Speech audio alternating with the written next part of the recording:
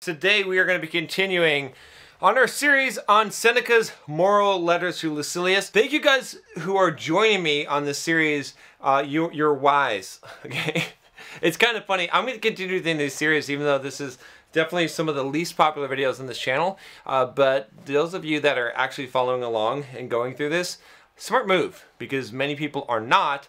And it's because I don't know, this is some of the most valuable shit that's on this channel, honestly. So we are going on to letter 30. We're working our way through all these letters. Sometimes I feel like a preacher going through the Bible when I'm doing these, but hey, whatever. All right, number 30. It says, on conquering the Conqueror. This one's kind of long. 1. I have beheld Aufidius Bassus, that nobleman, shattered in health and wrestling with his years, but they already bear upon him so heavily that he cannot be raised up. Old age has settled down upon him with great, yes, with its entire weight. You know that his body was always delicate and sapless. For a long time he has kept it in hand, or to speak more correctly, has kept it together. Of a sudden it has collapsed. So, they have a friend, he's an old dude, his body is failing him.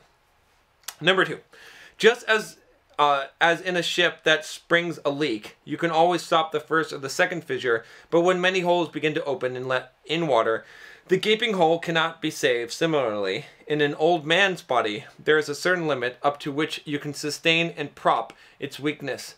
But when it comes to resemble a decrepit building, when every joint begins to spread, and while one is being repaired another falls apart, then it is time for a man to look about him and consider how he may get out.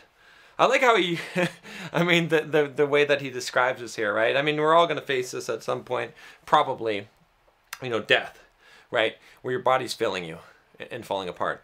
And I like how he talks about how, you know, he may, to give him, to consider how he may get out. Think about that. That's an interesting way to look at death.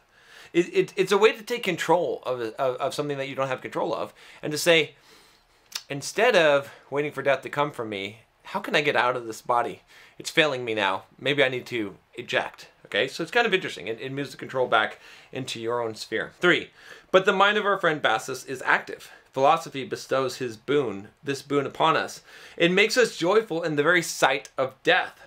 Strong and brave no matter what state the body may be, cheerful and never failing though the body fail us. A great pilot can sail even when his caravan is rent.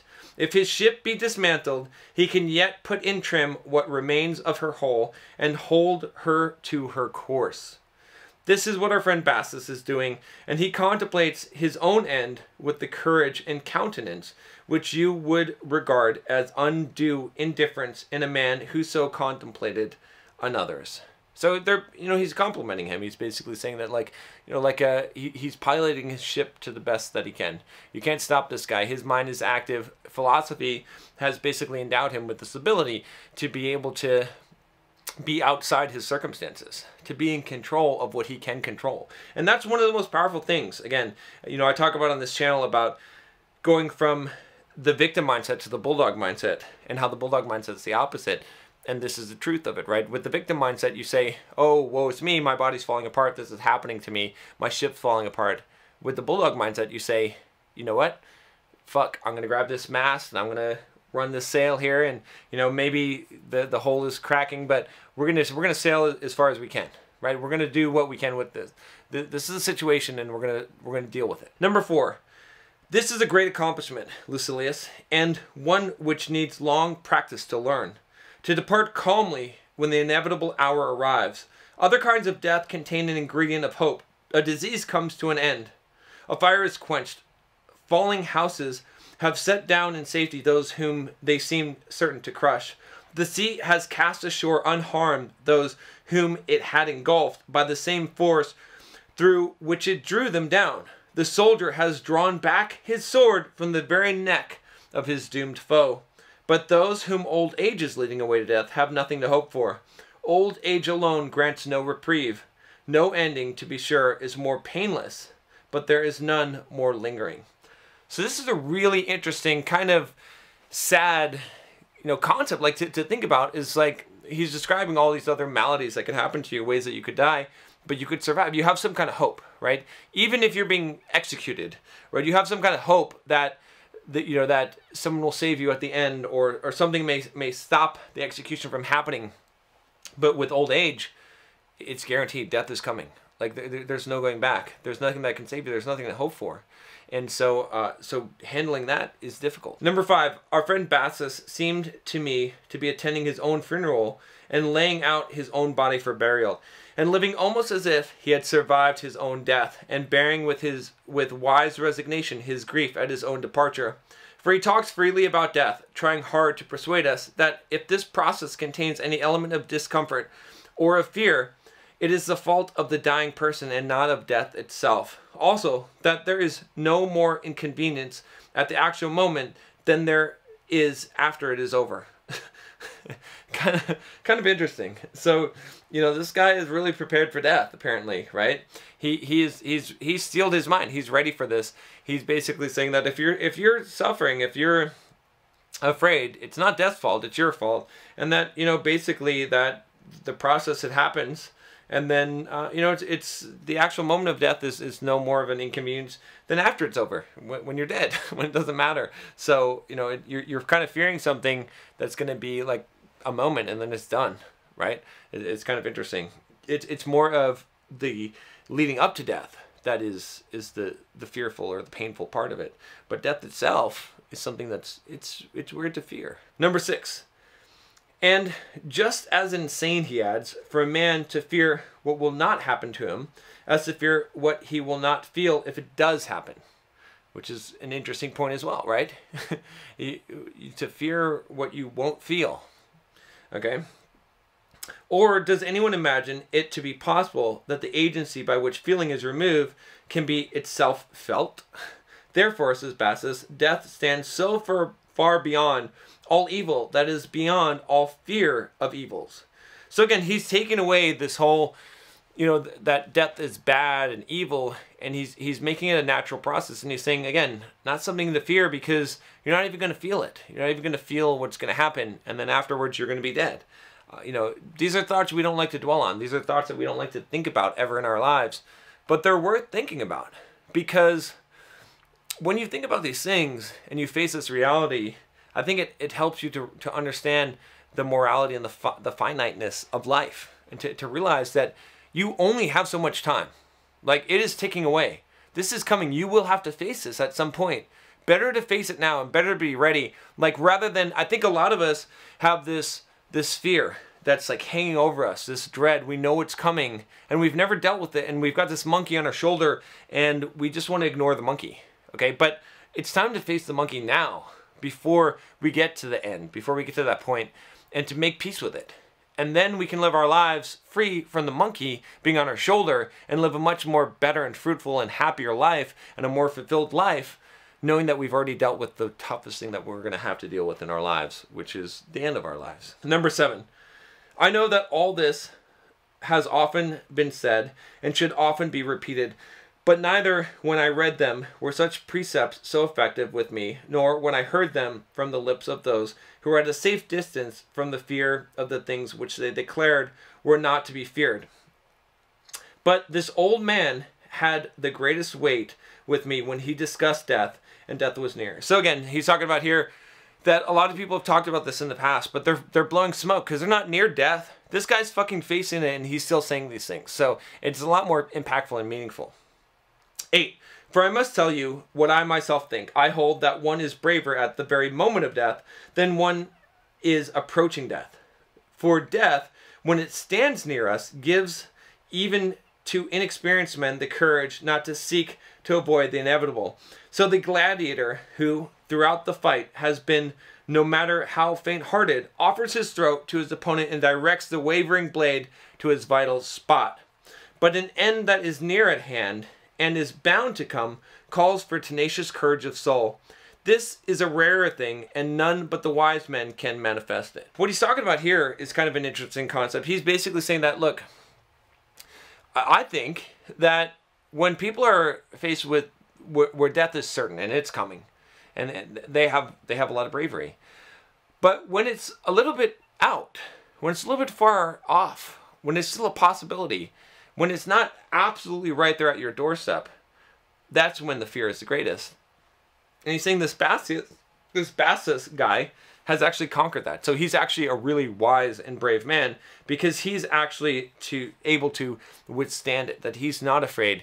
And it's not right there. It's coming, but he's showing bravery at this point. Number 9. Accordingly, I listened to Bassus with the deepest pleasure. He was casting his vote concerning death and pointing out what sort of a thing it is when it is observed, so to speak, nearer at hand.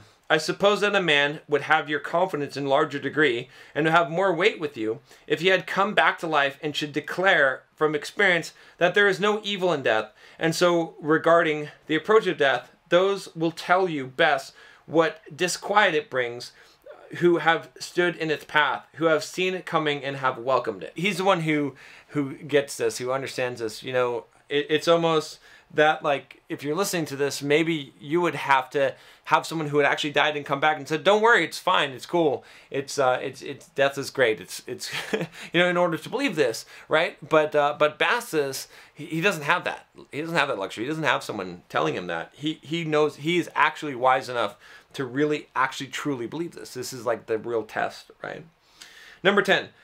Bassus may be included among these men, and he had no wish to deceive us. He says that it is as foolish to fear death as to fear old age, for death follows old age precisely as old age follows youth.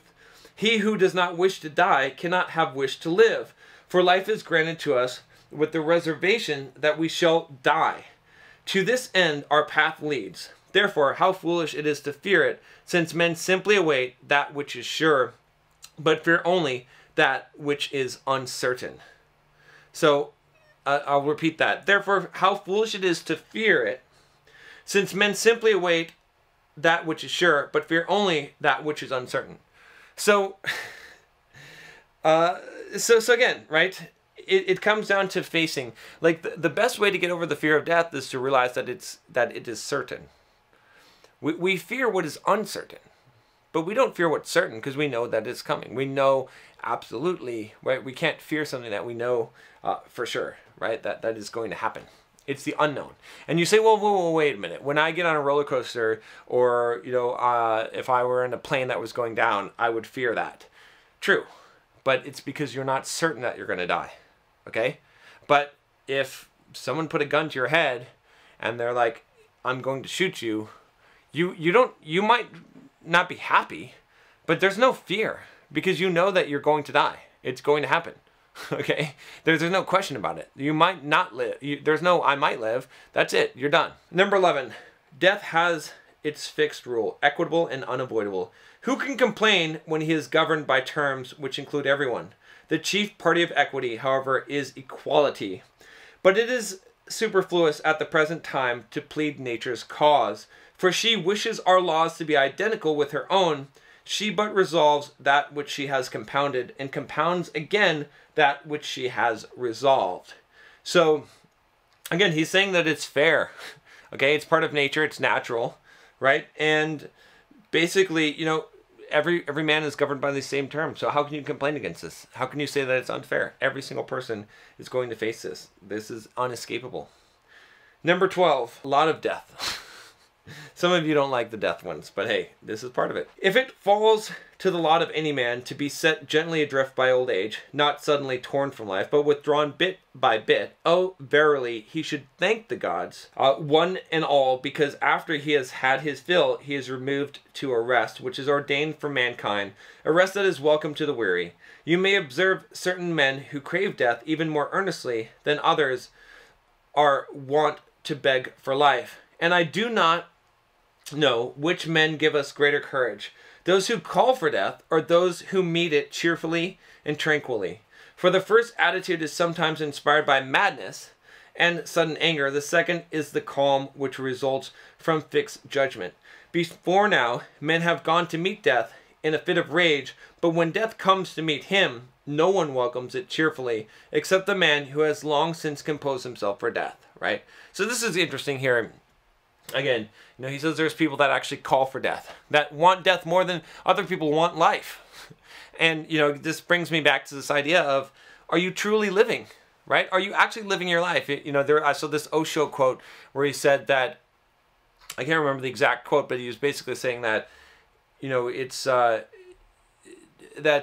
it's more tragic to have never really lived than to fear death, right? That the saddest part of death is essentially for those that haven't actually started to live yet, right? And so that's kind of the idea here. Is he's saying that, you know, basically, you know, some men have gone out and charged into death, right? Like, you know, charged into battle, or wanting death, right? For whatever, madness, anger, right? Whatever it is. But the man, you know, who's composed himself for death, again, he's saying this is a philosopher. This is the wise person who's ready for it, who's ready to accept it. Okay. And I actually did a video, or actually did a little Instagram message where I was talking about, like, are you ready to die? Okay. And I said, yes, I'm ready, because I've lived my life. I've been living my life to its fullest. Now I don't want to die. I'm not like seeking out death. But when I look at my life and I look at what I'm doing and I look at how I've lived my life, I've pushed it to the red line. Like, honestly, like, I'm not saying there's not more I could do, and I'm not saying that I couldn't push it harder. But most days, I'm getting the most out of life. I'm milking it for everything that it's got. And I don't think most people can say that. And if you can't say that, then you need to study. You need to meditate on your death till you feel motivated enough to live your life. And that's the beauty. That's a lot of you are asking me, why does Seneca talk about death so much? And I don't want to face death, and I don't want to discuss this. It's because if you meditate on death enough, if you're composed and tranquil enough to accept death when it's coming for you, it will mean that you will have to learn to live your life. 13. I admit, therefore, that I have visited this friend of mine more frequently on many pretexts, but with the purpose of learning whether I should find him always the same, and whether his mental strength was perhaps waning in company with his bodily powers. But it was on the increase, just as the joy of the charioteer is wont to show itself more clearly when he is on the 7th round of the course and nears the prize. So he's basically checking up on his friend, right? He's not taking this shit for granted. He's checking up on him. He's like, is this guy really, like, is he talking all this shit, but he's really, like, scared shitless? And he's actually becoming stronger as he's coming closer to death. So that's an interesting thing. Number 14. Indeed, he often said, in accord with the counsels of Epicurus, quote, I hope, first of all, that there is no pain at the moment when a man breathes his last, but if there is, one will find an element of comfort in its very shortness. For no great pain lasts long, and at all events a man will find relief at the very time when soul and body are being torn asunder, even though the process be accompanied by excruciating pain, and the thought that after this pain is over, he can feel no more pain. I am sure, however, that an old man's soul is on his very lips, and that only a little force is necessary to disengage it from the body. A fire which has seized upon a substance that sustains it needs water to quench it, or sometimes the destruction of the building itself. But the fire which lacks sustaining fuel dies away of its own accord. So he's saying here that, you know, that whole quote is essentially that even if death is painful, is excruciatingly painful, it's going to be very brief. So it's really not going to matter. They're not going to feel anything afterwards. So that's kind of an interesting thought. Maybe that helps you to deal with the fear of death, knowing that the pain won't be that, if it's great, it won't be very long, and it might not even be great. And he's saying it's probably not even going to be that bad because, you know, I'm basically already dead. Like, it's not going to take much to kill me. Number 15. I'm glad to hear such words, my dear Lucilius, not as new to me, but as leading me into the presence of an actual fact. And what then? Have I not seen many men break the thread of life? I have indeed seen such men, but those have more weight with me, who approach death without any loathing for life, letting death in, so to speak, and not pulling it towards them. Number 16. Bassus kept saying, it is due to our own fault that we feel this torture, because we shrink from dying only when we believe that our end is near at hand. But who is not near death? It is ready for us in all places and at all times. Let us consider, he went on to say, when some agency of death seems imminent, how much nearer are other varieties of dying which are not feared by us. Right? So, you know, what they're both saying here is that death is right around the corner. You could walk across the street and get hit by a car. A fucking, you know, jet engine plane could fall out of the sky and hit you in the head. A meteor could fall out of the sky and hit you in the head. A random criminal could be robbing a bank and run across your path and shoot you. Like, there's a million ways that you could die. You're not afraid of those because you don't know that they're there, but they're right there, right? There's a lot of ways that you could die. It's just the old age, you see that coming, and that's why a lot of people fear it. Number 17, a man is threatened with death by an enemy, but this form of death is anticipated by an attack of indigestion. And if we are willing to examine critically the various causes of our fear, we shall find that some exist and others only seem to be. We do not fear death, we fear the thought of death, for death itself is always the same distance from us. Wherefore, if it is to be feared at all, it is to be feared always, for what season of our life is exempt from death? We're not actually fearing death itself, okay? We're fearing the thought of death, because death is just as far from us at any time. We're just as likely to die as another time, right? Like, anything could happen that could cause us to die. And so, why don't we fear it all the time? Why aren't we in constant fear of death, right? Because we don't realize this. Because it's not death itself. It's the thought of death. And the thought of death approaches us when it is presented to us, whether it be from someone threatening to kill us, or an imminent danger, or old age. Number 18. But what I really ought to fear is that you will hate this long letter worse than death itself. So I shall stop. Do you, however, always think on death in order that you may never fear it? Farewell. So that's the end. And I think, I would charge you with the same thing that Seneca said is, think on death. I know it's hard. I know you don't want to. I don't want to. But do it. Because the more that you do it, and the more that you think about it, the more that you'll be ready for it. And the more that you'll find that you live your life, right? I was afraid of death. Okay, I'll tell you guys a personal story, and then I'll wrap this up here. I was seriously afraid of things that could kill me. I was afraid to go on airplanes. I was afraid to get in fights. I was afraid of the dark, okay? I was afraid of roller coasters and all kinds of things, all right? And I had to overcome that fear, right? And part of overcoming that fear, there's a lot of, I've got some videos on overcoming fear you can check out. But part of it was facing death and basically coming to the terms of, like, if I'm in this airplane and it goes down, well, fuck. That's just what happens, right? And once that door is shut, then it's out of my hands. And if I'm going to die, I'm going to die.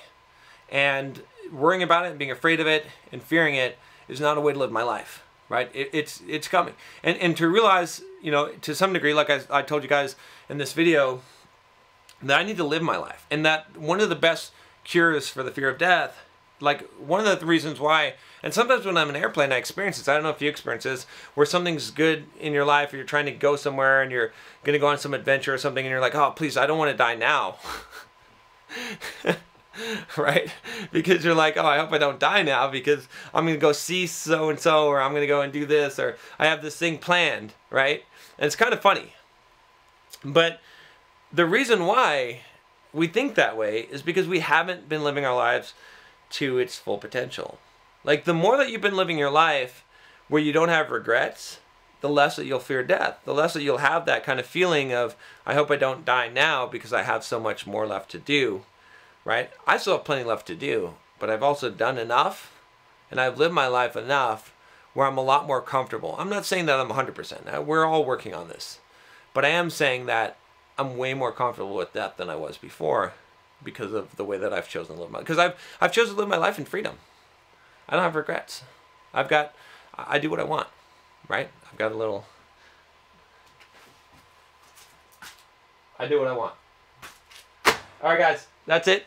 If you haven't already, click the subscribe button down below. I'll talk to you next time. Take care.